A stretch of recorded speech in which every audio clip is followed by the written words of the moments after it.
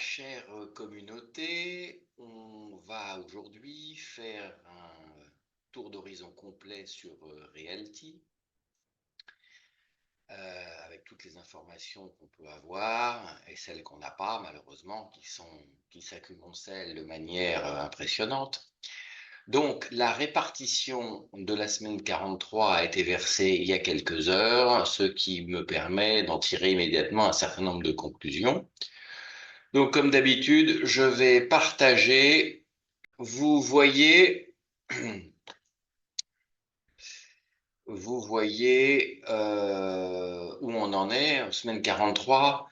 Pour mémoire, ça fait 14 semaines que sur ordonnance judiciaire de la ville de Détroit, les loyers sont soi-disant versés sur un compte dit de tiers de confiance. Voilà.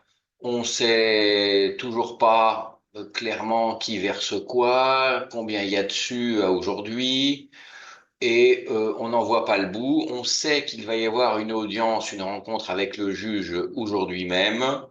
Je suis pas sûr qu'il faille en attendre des mille et des cents, hein, vu la rapidité et vu qu'ils sont pas très bien disposés à notre endroit.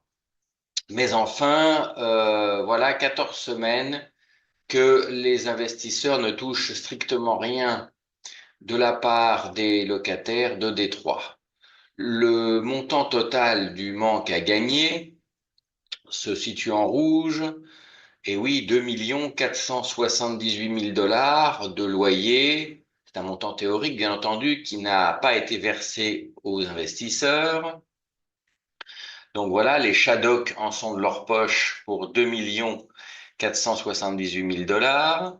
Et ce qu'on aurait aimé savoir, c'est le budget déjà dépensé par les GBs, hein, eu égard aux Shadocks pour ceux qui ont la ref. Les GBs, c'est les Jacobson's Brothers, pour les rénovations à Détroit. Donc là, grand point d'interrogation. Donc plutôt que de faire de l'émotionnel en disant on se bat pour vous, c'est formidable, et plutôt que la communauté soit en plein syndrome de Stockholm en disant c'est formidable, on aimerait bien savoir quel est le paquet de pognon qui a été mis pour les rénovations à Détroit à ce jour, à 14 semaines. On aimerait bien avoir également, non pas 3 photos sur X de la part de NDPM, parce qu'on n'est pas plâtrier, peintre ni maçon, mais on voudrait connaître, avoir de global picture de l'avancement des rénovations, du pourcentage de parcs qui est rénové, des schedules, des deadlines, et savoir si on a des chances que l'ensemble du parc soit rénové dans des délais raisonnables, car certains membres de la communauté qui font leur compte disent ou laissent entendre à supposer qu'à ce rythme, on mettra plusieurs années à rénover l'ensemble du parc. Est-ce vrai, est-ce faux, je ne sais pas.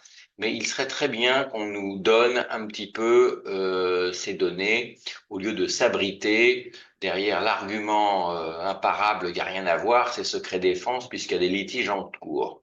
Il n'y a rien de secret à dire qu'on a mis X milliers, X centaines de milliers, X millions de pognons pour faire des rénovations. Au contraire, ça va dans notre sens.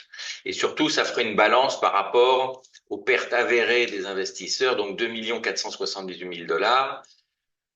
Mon estimation, c'est qu'on en a encore jusqu'à fin décembre, donc ça va monter facilement, cette somme-là va monter facilement à 5 millions de dollars. Est-ce que vous croyez que les GBs vont payer de leur poche 5 millions de dollars, plus le coût des rénovations, qui doit certainement pas être gratuit non plus, qui peut se chiffrer en millions également?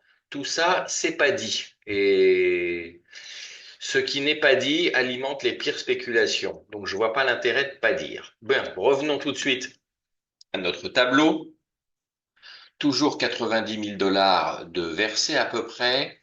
Alors, sommes-nous à un tournant? Parce que je constate que là, il y a une très faible acquisition de wallets, 15 au total. Je constate des mouvements de vente vers le bas, d'accord? Donc, est-ce le signe que les investisseurs s'impatientent? C'est trop tôt pour le dire. Mais quand vous allez voir le tableau suivant, il y a peut-être, aujourd'hui, on est peut-être arrivé à un point de rupture où les gens pensent que ça commence à bien faire. Donc voilà, là aujourd'hui, les choses se figent.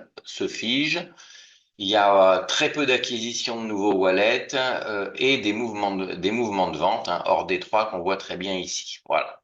Même si effectivement, là, dans les gros bonnets, dans la deuxième ligne, il y a plus d'eux. Bon, pour l'instant, on va dire il y a relative stabilité, mais avec tendance à la baisse. Perspective négative, comme dirait Moody's et Standard Poor's. Bien. Deuxième onglet, la vente de tokens. Alors la vente de tokens, pour la première fois depuis que je suis cet indice, tous les lundis, 11 semaines à peu près, montre un très très net fléchissement de la collecte avec seulement 1000, un peu plus de 1000 tokens vendus. Tu vois là les quantités par rapport à la semaine dernière. Donc ça fait 56 700 $ de collecte. Donc ça c'est très en dessous des moyennes de d'habitude. Bon, j'attribue ça au fait qu'il n'y a pas eu de nouvelles propriétés mises en vente la semaine dernière. Et que l'essentiel du business se faisait justement sur les nouvelles propriétés. Les anciennes se vendent très difficilement. Vous voyez là, hein, ici c'est bon, ça veut dire que sur Empire, on a vendu 135 tokens la semaine dernière. Vous voyez, donc les chiffres sont pas terribles. Et vous voyez que la première vente, c'est la VFA, donc ce qu'ils appellent préconstruction, 277 tokens. À ce propos, euh, s'agissant de l'ensemble des préconstructions, on aimerait bien avoir un petit tableau avec l'état d'avancement des travaux et justement de la construction sur l'ensemble des préconstructions. Hein, telle propriété, construite à 60%, avec délai de mise en service et avec éventuellement retard, parce qu'il y a toujours du retard, et nature des problèmes qu'on rencontre en cours de construction. Je rappelle, pour l'avoir fait par expérience, que la VFA, la préconstruction, est le sport le plus compliqué et le plus difficile à maîtriser en matière d'immobilier. Alors, quand on voit qu'on a déjà beaucoup de difficultés à maîtriser l'existant, eh bien, la préconstruction, c'est du sport olympique, et je regrette qu'on n'ait aucune information sur l'ensemble des préconstructions. Ce serait quand même pas très difficile. Je ne sais pas pourquoi il se passe ça. Voilà ce qu'on pouvait dire sur mes chiffres. Donc, très net fléchissement de la collecte, perspective négative sur les ventes de wallets. Est-ce que les investisseurs commenceront à en avoir marre? Je pose la question. C'est pas garanti à ce stade, je ne le souhaite pas. Mais il y a des mouvements, ça frémit quand même. Alors, je reviens en séance plénière. Je voudrais terminer sur quelque chose de très simple, sur la communauté en général. Donc la communauté me semble être atteinte du syndrome de Stockholm. Je m'explique, elle se manifeste surtout par des interventions plus ou moins pertinentes sur le fil Telegram francophone. Alors certains y passent leur vie et répondent à tous les sujets, d'autres viennent plus rarement. De temps en temps, on a Jean-Marc qui pète un boulon et met un message incendiaire sur des commentaires débiles. C'est jamais très très bon de la part d'un chef d'entreprise d'insulter sa clientèle, même si on conçoit qu'effectivement certains commentaires peuvent l'énerver, l'agacer, mais enfin c'est un petit peu le jeu, hein. C'est comme un politicien, quand on a choisi de faire un projet un petit peu communautaire, eh bien qu'on soit sous le feu des critiques, c'est un petit peu normal, hein.